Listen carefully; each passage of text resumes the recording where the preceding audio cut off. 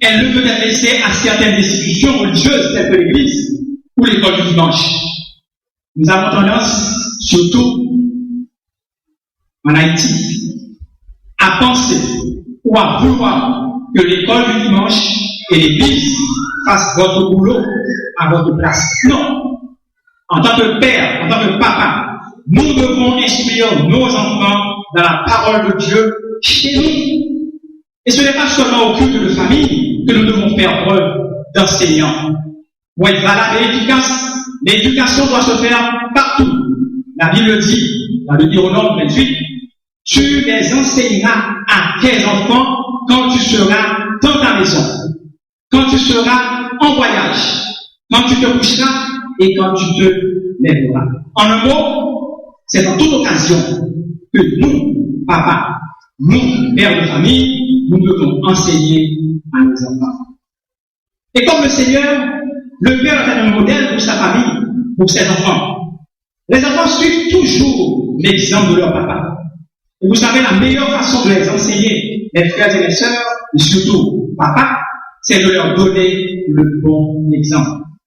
N'oubliez pas que les enfants sont d'excellents observateurs. Notre Seigneur, il reste pour nous chrétiens le modèle le plus parfait. Nous n'avons jamais vu nous donner le mauvais exemple. Au contraire, Christ nous donne l'exemple qu'il est un enseignant. Et nous le voyons chaque fois, à chaque fois, il édifie, il élève, il console, il exalte son Église. Ainsi devrions-nous être, papa, des exemples pour nos enfants. Le Père est non seulement un enseignant pour ses enfants, mais il doit être aussi un leader, un chef, une autorité. Et là, je comprends lorsque, assez souvent, on prend le Père comme quelqu'un qui dirige qui, corrige qui, a de l'autorité, qui exerce son autorité. La première idée, effectivement, qui vient à l'esprit, quand on parle de papa, c'est quelqu'un qui établit les règles, c'est quelqu'un qui corrige. Mais oui, les enfants ont besoin d'être corrigés. Les enfants ont besoin d'être disciplinés. Pour devenir les adultes responsables, ils ont besoin de discipline. Certaines fois, dommage, certains papas croient que la discipline, l'autorité suppose traitement sévère, suppose des menaces, suppose des propos blessants. Or, dans la Bible, la discipline parentale n'est pas associée à la dureté. Au contraire, elle est associée à l'amour, à l'exemple de Dieu, selon Hébreux chapitre 12. Le père, en tant que patriarche de son foyer, a la grande responsabilité de jouer son rôle de dirigeant vis-à-vis de ses enfants. Il a le devoir de contribuer à créer un foyer où l'Esprit Saint puisse demeurer. Il doit participer activement à l'établissement des règles et de la discipline familiale. Et ces règles doivent être établies sur le Seigneur. Au psaume 127, nous lisons « Si l'Éternel ne bâtit la maison ». Cela veut dire que le père de famille, il doit savoir que le foyer doit se reposer sur l'Éternel. Sinon, ce sera comme un château de cartes. Et n'importe quoi, n'importe quel vent peut le détruire. Papa, vous devez marquer le cœur de vos enfants quand ils sont petits. En étant leader, en étant l'autorité de la famille, papa, vous devez être à l'écoute de vos enfants. Nous devons les encourager dans ce qu'ils font. Avez-vous déjà vu un enseignant décourager son élève? Jamais. Le bon prof, même quand l'élève est un chrétien, l'encourage et l'aide. Alors vous, père qui êtes ici ce matin, êtes-vous un père qui exhorte? Ou sommes-nous un père, des pères qui exhortent? Sommes-nous des pères qui encouragent?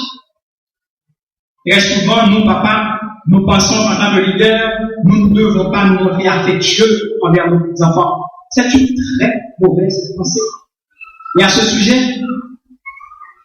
J'aimerais partager avec vous l'histoire d'un petit garçon. Ce petit garçon, il est resté au seuil de sa maison, la maison maternelle, très tard, un enfant de 8 ans. Il attendait son papa qui rentrait de son travail.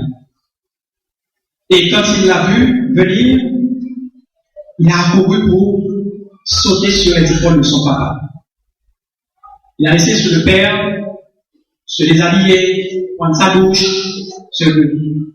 prendre sa nourriture, et il a appelé son papa pour lui dire, papa, combien gagnes-tu par jour? Le papa n'a pas voulu répondre. Il a insisté, disant, papa, s'il te plaît, dis-moi combien tu gagnes par jour. Et après maintes hésitations, le papa me dit, je gagne 12 dollars par jour. Et il est allé. Il est retourné, il a dit, papa, tu es sûr que tu gagnes 12 dollars par jour? Papa a dit, oui, je gagne 12 dollars par jour. Est-ce que tu peux me donner 6 dollars, s'il te plaît? Et le papa de lui dire, mais qu'est-ce que tu vas faire avec 6 dollars? Un jeune, 8 ans, qu'est-ce que tu vas faire avec 6 dollars? Le papa ne lui a pas donné les 6 dollars. Il est allé, il est retourné dans sa chambre avec les larmes aux yeux. Quelques instants après, le papa s'est approché de lui dans sa chambre pour lui dire, mon fils, pardonne-moi, j'ai été dur envers toi. Je n'étais pas tendre envers toi. Voici les 6 dollars. Et le fils de lui dire, non papa, j'ai eu le temps de trouver les 6 dollars. J'en avais besoin parce que je voulais avoir 12 dollars pour acheter ta journée. Et maintenant, c'est le papa qui est fondu.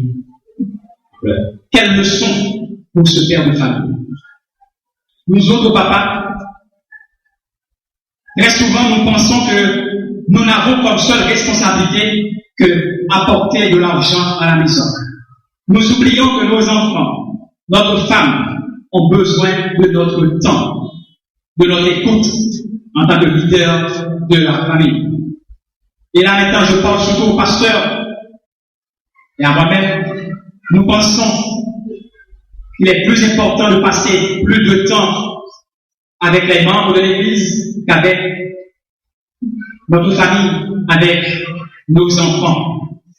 Et vous savez, je connais un pasteur de l'Amérique du Nord qui eut à dire du rôle de la chair. S'il devait vivre une nouvelle vie et qu'il devait corriger sa vie, cette nouvelle vie, il passerait plus de temps à prier et plus de temps auprès de ses enfants. Les enfants, comme on dit tantôt, sont de véritables observateurs. Tout ce que fait, tout ce que dit le papa est enregistré, capté par les enfants. C'est pourquoi nous devons leur donner le bon exemple.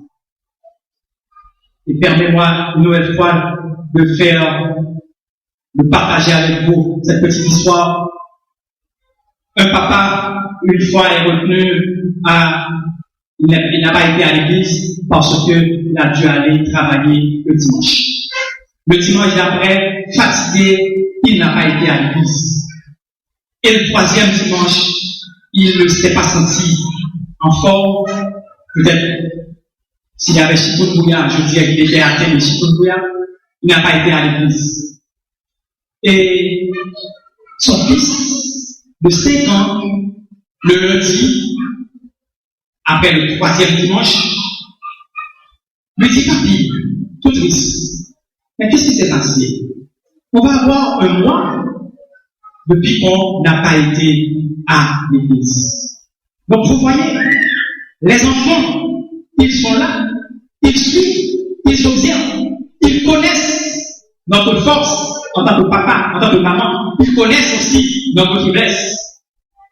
Mes frères et mes sœurs, vous ne réalisez pas l'influence que peut avoir le père dans la vie de son enfant. Le père, il est non seulement un enseignant, non seulement une autorité, mais le père, il est un protecteur. Dans l'Antiquité, grâce à sa force physique, le père protégeait ses enfants, protégeait sa famille contre les agressions extérieures. L'homme du XXIe siècle sera de plus en plus appelé à assurer, en plus, une sécurité émotive, non seulement pour ses enfants, mais aussi pour sa femme. Et c'est d'ailleurs l'une des responsabilités, l'une des principales demandes de la femme moderne, la sécurité, la protection. Papa, les enfants ont besoin d'être protégés, protégés des mauvaises influences, protégés des mauvaises fréquentations, des fréquentations susceptibles de nuire à leur épanouissement. Vous ne pouvez pas être l'autorité de votre famille si vous ne protégez pas vos enfants. Tout comme le Père Céleste vous protège, vous avez pour devoir, vous avez pour responsabilité, père de famille, de protéger vos enfants. Et les enfants doivent sentir cette protection. Tout comme nous disons, Dieu est pour nous un refuge, nos enfants doivent pouvoir dire aussi, mon papa est mon refuge et mon appui, un secours qui ne manque jamais dans la détresse. Le père de famille, dans son rôle de protecteur, doit prendre soin de sa famille. C'est d'ailleurs l'une des raisons qui me porte toujours à conseiller aux jeunes hommes qui ont l'intention de prendre une femme, de se préparer professionnellement d'abord. Car vous devez prendre soin de votre femme et de vos enfants. C'est Paul qui dit en 1 Timothée chapitre 5, verset 8, si quelqu'un n'a pas soin des siens, et principalement de ceux de sa famille, il a renié la foi et il est pire qu'un infidèle. La présence du Père auprès de son enfant, mes frères et mes sœurs, doit pouvoir le rassurer. Lorsque nous allons en présence de notre Père Céleste, ne nous sentons-nous pas rassurés? Ça doit être la même chose pour nos enfants. Non seulement le Père est un enseignant, un leader d'autorité, un protecteur, mais il est aussi celui qui partage avec son enfant la chose la plus importante au monde. Et là, j'aimerais vous poser des questions. Qui peut me dire ici ce matin la chose la plus importante au monde?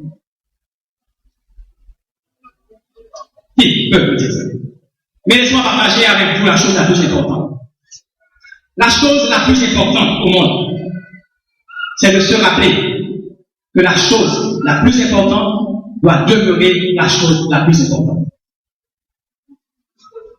La chose la plus importante au monde, c'est de se rappeler que la chose la plus importante doit demeurer la chose la plus importante. Alors pour nous, papa, pour un père de famille, c'est quoi cette chose qui doit demeurer la chose la plus importante? Toujours. Vous savez, dans le monde occidental, moderne, on dit que la chose la plus importante, c'est le bonheur. Être heureux. Tout le monde cherche le bonheur. Tout le monde cherche à être heureux. Mais la Bible ne le dit pas. Beaucoup de parents le pensent aussi. Moi aussi. Parce que nous disons, pourvu que nos enfants soient heureux. Vous savez, cette philosophie est moderne. Car autrefois, ce n'est pas ainsi. Autrefois, il y avait des valeurs. Il y avait des valeurs de noblesse, des valeurs de sacrifice. Et nous n'avons qu'à nous rappeler du naufrage du Titanic. Lors du naufrage du Titanic, on disait, les femmes et les enfants d'abord. J'en doute fort, si ce matin, Titanic devait couler, si ce serait la même philosophie. J'en doute fort. Alors maintenant, c'est moi, c'est mon, c'est ma famille. Et en anglais, on dit me, myself and I. C'est comme ça. Beaucoup de pères chrétiens, beaucoup de parents chrétiens se laissent mener par cette philosophie. Le bonheur des enfants. Je n'ai rien contre le